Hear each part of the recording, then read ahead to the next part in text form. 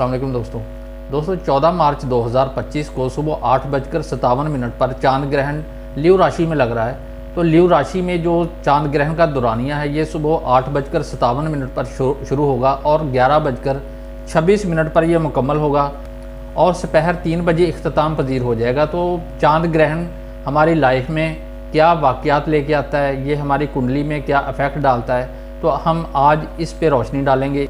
आपकी ज़िंदगी में इस ग्रहण के क्या असरात मुरतब होंगे, आपको क्या इसमें फ़ायदा होगा, क्या नुकसान हो सकता है। तो हमारे साथ जुड़े रहिए। आज की वीडियो आपको इंशाल्लाह इसमें बहुत ज़्यादा इन्फॉर्मेशन मिलेगी। आपको अपनी अपनी साइन के हिसाब से जो इन्फॉर्मेशन मिले उस पर आप उसकी रेमेडी भी आप कर सकते हो। आपको इसकी नहूसत से बचने के लिए, इसके बुरे असरात से बचने के लिए क्या रेमेडी करना चाहिए, तो इंशाल्लाह वो वीडियो के लास्ट में आपको रेमेडी बताऊँगा। दोस्तों 14 मार्च 2025 को जब ग्रहण का टाइम होगा तो जो मून की डिग्री है वो 28 डिग्री होगी, यानी 28 डिग्री पे मून होगा और उत्तरा फाल्गुनी जो है जो कि सूरज का नक्षत्र है उसमें ये ग्रहण लगेगा।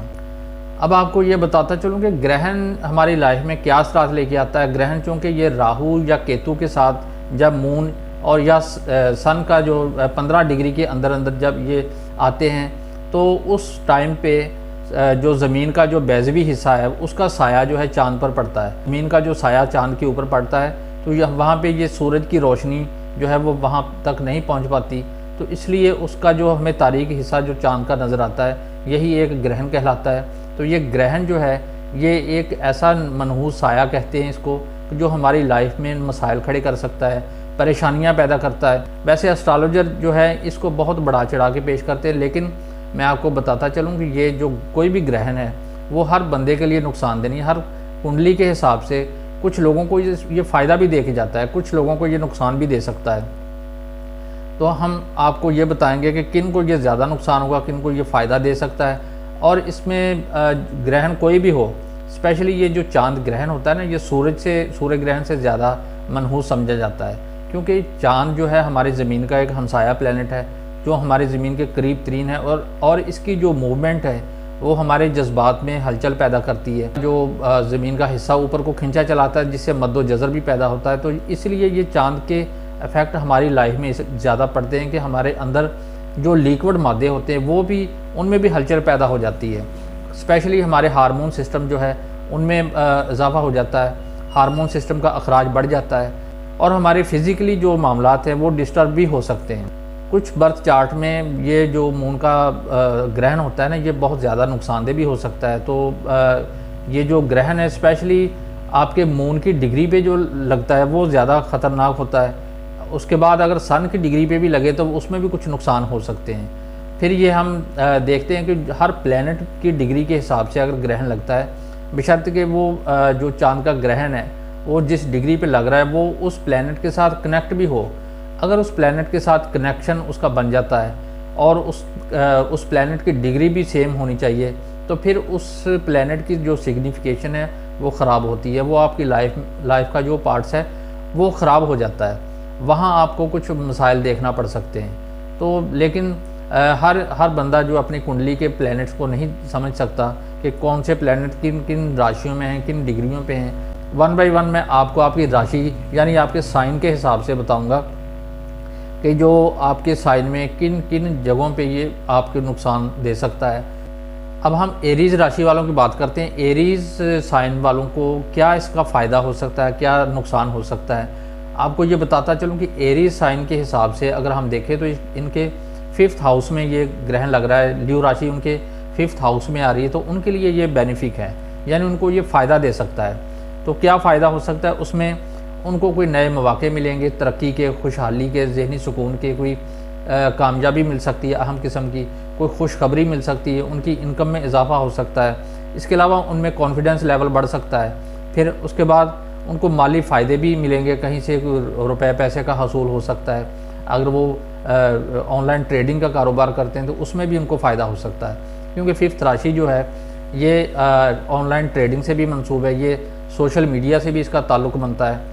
जो लोग सोशल मीडिया से जिनका ताल्लुक़ है उनको भी इसमें फ़ायदा मिल सकता है। हम बात करते हैं टॉरस राशि वालों की। टॉरस राशि वालों के कुंडली में अगर देखा जाए तो ये ग्रहण 4th हाउस में लग रहा है। तो 4th हाउस उनकी जो रूहानी तरक्की में बेहतरी आएगी, मजहबी मामलात में सुधार पैदा होगा, उनके लंबे सफ़र पेश आ सकते हैं, जिनका ताल्लुक़ मजहबी मामलात से भी हो सकता है।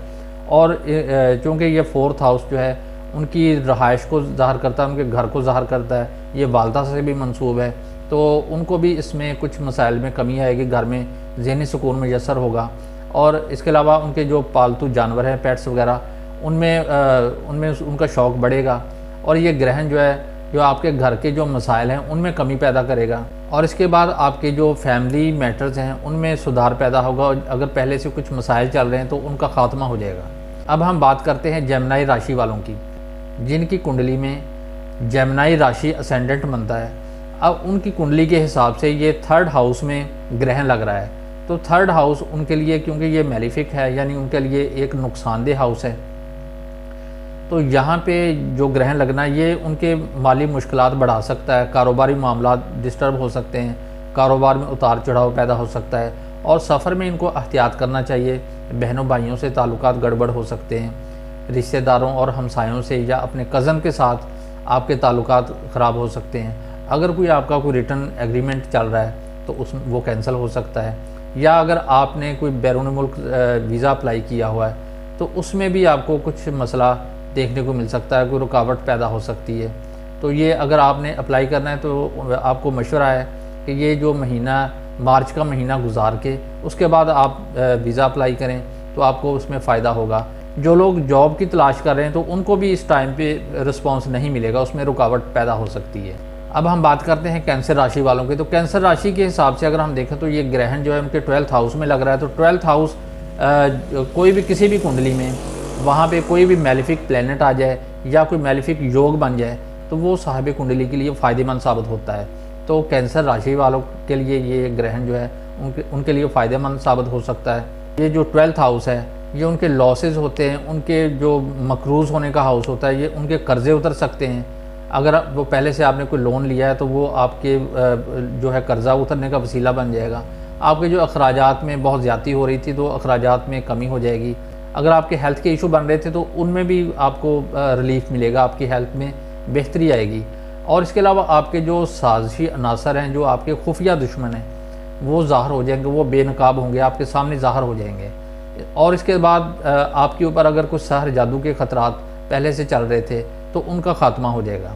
फिर हम बात करते हैं लियो राशि वालों के। लियो राशि में क्योंकि ये ग्रहण लग रहा है तो लियो राशि में स्पेशली इसका जो इफ़ेक्ट पड़ेगा, लियो राशि पे जो इफ़ेक्ट पड़ना ये मेलिफिक होगा, उनके लिए ये नुकसानदेह हो सकता है क्योंकि ये उनका पहला घर है, ये 1st हाउस है। तो 1st हाउस का मतलब ये है कि आपको बेसुकूनी बढ़ सकती है, आपको डिप्रेशन हो सकता है, आपके जज्बात जो है वो उनमें हलचल पैदा हो सकती है, कोई किसी मसले में आप उलझ सकते हैं। अगर इस दौरान आपको नया काम शुरू करना चाह रहे थे उसको आप अवॉइड करें, आप आने वाले टाइम पे रख लें, क्योंकि जो भी आपने इस टाइम पे काम शुरू किया तो उसका आपको कोई अच्छा रिज़ल्ट नहीं मिलेगा। तो जो 1st हाउस है ये आपकी हेल्थ को भी दिखाता है, ये आपकी पर्सनैलिटी भी है। आप अपने बारे में जो कुछ सोचेंगे उसका आपको रिज़ल्ट नहीं मिलेगा। तो आप अपने जितने भी नए प्रोजेक्ट हैं उनको थोड़ा सा डिले कर लें, आपको कोई फ़ायदा नहीं मिलेगा। फिर हम बात करते हैं विर्गो राशि की। तो विर्गो राशि के हिसाब से ये उनके 2nd हाउस में लग रहा है।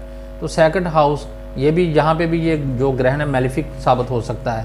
तो मेलिफिक होने का मतलब ये है कि आपके जो काम का बर्डन ज़्यादा हो जाएगा, आपकी हेल्थ के इशू बन सकते हैं। और इसके अलावा आप खाने पीने में भी एहतियात करें, कोई ऐसा खाना खाने से अवॉइड करें जो आपकी सेहत के लिए नुकसानदेह है। तो क्योंकि जो 6th हाउस है यह आपको वो खाना खिलवाता है जो आपके लिए नुकसानदेह है। विर्गो राशि की अगर हम बात करें तो विर्गो राशि जो है ये उनके 12th हाउस में ग्रहण लग रहा है। तो जो 12th हाउस है ये आपके फॉरेन का हाउस भी होता है। तो 12th हाउस में जो ग्रहण का लगना ये आपके खुफिया दुश्मनों को बेनकाब करेगा। आपके जो अगर आप पहले से मकरूज़ चले आ रहे हैं तो आपका कर्ज़ा उतरने के असबाब आपको मिलेंगे। और 12th हाउस जो है ये आपके ऊपर अगर सहर जादू के बाद असरात हैं तो उनका ख़ात्मा हो जाएगा। किसी किस्म की भी नेगेटिविटी अगर आपके ऊपर चल रही है तो उसका ख़ात्मा हो जाएगा। ये ग्रहण आपके लिए इस लिहाज से बहुत अहम है, ये विर्गो राशि वालों के लिए। तो उनके जो 12th हाउस में जो ग्रहण का लगना अज़दवाजी लिहाज से कुछ मसाइल चल रहे थे तो उनके मसाइल का ख़ात्मा हो जाएगा। लेकिन चूँकि ये विर्गो राशि है तो विर्गो राशि 6th राशि होती है, आपके ऊपर काम का बोझ भी पड़ेगा, आपकी हेल्थ के इशू भी हो सकते हैं। और इसके अलावा आपकी जो शादीशुदा ज़िंदगी में कुछ मसाइल खड़े हो सकते हैं। लिब्रा राशि की अगर हम बात करें तो लिब्रा राशि के जो 11th हाउस में ये ग्रहण लग रहा है, तो 11th हाउस में ल्यू राशि आ रही है। तो 11th हाउस आपके सोशल सर्कल का हाउस होता है, यहाँ आपके रिलेटिव होते हैं, आपके हमसाए होते हैं, आपके मिलने वाले लोग होते हैं, जो दोस्त अहबाब आपको जानते हैं, जो आपकी शख्सियत को जानते हैं, उन लोगों के साथ आपके ताल्लुकात ख़राब हो सकते हैं। और 7th राशि जो है, जो लिब्रा राशि होती है, ये आपकी अज़दवाजी ज़िंदगी को भी दिखाती है। मैरिड लाइफ से रिलेटेड मसाइल पैदा हो सकते हैं, और अगर पार्टनरशिप आपकी चल रही है तो उसमें भी कुछ गड़बड़ हो सकती है। और कारोबारी जो लोग हैं जिनका बिज़नेस कोई अच्छा चल रहा है तो उसमें भी कुछ रुकावट खड़ी हो सकती है। तो लिब्रा राशि वालों के लिए ये एहतियात का टाइम होगा कारोबारी लिहाज से और अज़दवाजी लिहाज से। और इसके अलावा जो डेली बेस पे जो मिलने वाले लोग हैं उनके साथ आपको जो डीलिंग है वो बड़ी एहतियात से करना होगी, किसी से यकदम झगड़ा हो सकता है। फिर हम बात करते हैं स्कॉर्पियो राशि की। तो स्कॉर्पियो राशि के हिसाब से ये उनके 10th हाउस में ग्रहण लग रहा है। तो 10th हाउस आपका करियर होता है, तो करियर के हिसाब से आपको कुछ परेशानियां मिल सकती हैं। अगर आप कोई कारोबारी शख्सियत हैं तो आपके कारोबार में कोई उतार चढ़ाव ज़्यादा हो सकते हैं। अगर आप कोई स्टूडेंट हैं तो आपकी एजुकेशन में मसाइल खड़े हो सकते हैं।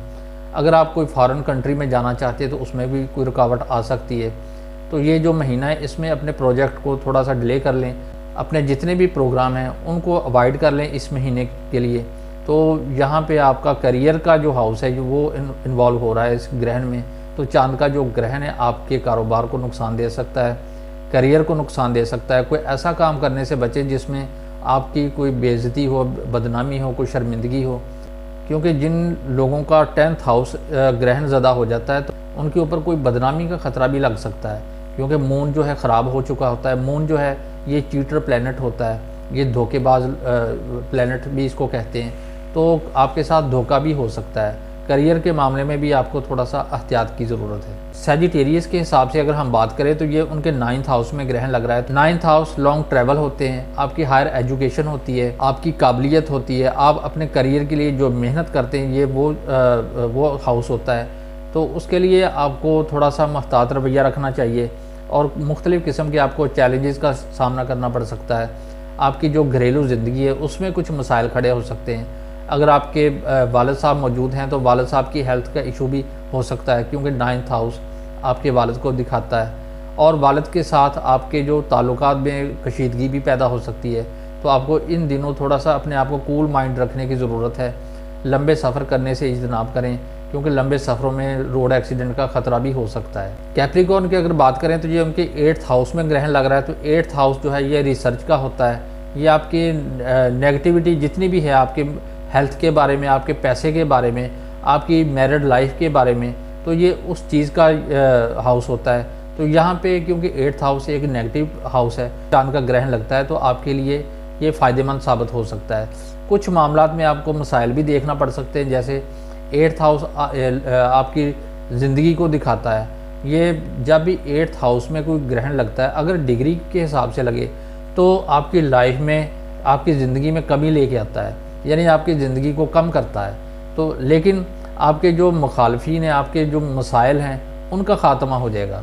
आपको विरासती अमूर में जो नुकसानात हो रहे थे उसमें आपको फ़ायदा होगा। 8th हाउस जो है रिसर्च का होता है। आपकी रिसर्च में कुछ मसाइल खड़े हो सकते हैं। जो आप टारगेट आपने सोचा होगा जिसमें आप रिसर्च कर रहे हैं, उसमें आपको थोड़ी सी दिक्कत देखना पड़ सकती है। तो 8th हाउस आपके जो पार्टनर का पैसा भी होता है। तो आप जिसके साथ पार्टनरशिप आपकी चल रही है तो उसके पैसे का लॉस हो सकता है। तो इस लिहाज से थोड़ा सा एहतियात तलब टाइम है। एक्वेरियस राशि की अगर बात करें तो उनके 7th हाउस में ये ग्रहण लग रहा है। तो 7th हाउस आपको पता है ये मैरिड लाइफ जिन लोगों की पहले से ख़राब है उस पर ये ग्रहण लगेगा। आपकी अज़दवाजी मामला थोड़े से तवज्जो तलब हो सकते हैं। आपकी जो अगर शरीक हयात है उनकी हेल्थ का इशू भी हो सकता है, कोई बीमार भी हो सकती हैं। अगर ये मेल कुंडली की बात हो रही है तो उनकी मिसेज बीमार हो सकती है। अगर फीमेल की कुंडली की बात करें तो उनके हस्बैंड की जो तबीयत ख़राब हो सकती है। इसके अलावा पार्टनरशिप करने वाले लोग वो भी एहतियात करें, उनकी पार्टनरशिप जो है वो ख़राब हो सकती है, एक दूसरे से बदगुमानी पैदा हो सकती है।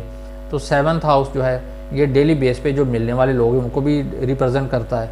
अपने मिलने वालों के साथ पब्लिक डीलिंग में एहतियात करें। यकदम आपको किसी बात पे गुस्सा भी आ सकता है, या कारोबारी लेन देन में एहतियात करें, उसमें अंदाजे की गलती से आप अपना लॉस भी कर सकते हैं।